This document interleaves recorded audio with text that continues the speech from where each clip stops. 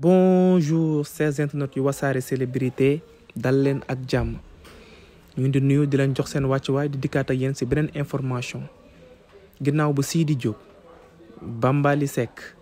ak kii di Ibra Nadio quitté Subatel Music maintenant c'est au tour de Bass Thioung maanaam Bass Thioung quitté na lii di Subatel Music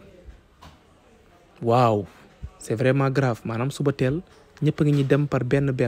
ñëpp xam nañ Bass Thioung c'est le king des ambianceurs barki démb rek la dem toj lii di soirée Wally Seck maintenant on vient de nous annoncer que le king des ambianceurs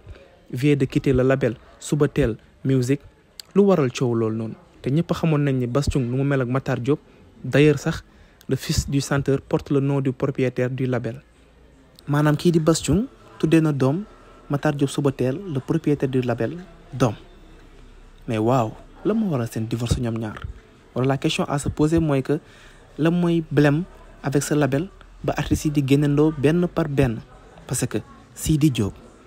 Ibra Nadio Bambaly Seck et maintenant Bass Thioung ak lu si mënti nekk fekk ay jimi jamono di leen indil ay information yu gën a clair merci de rester fidèle sur Wassare Célébrité ñu di ñaan ngeen fanaan ak jàmm et n'oubliez pas de vous abonner merci beaucoup.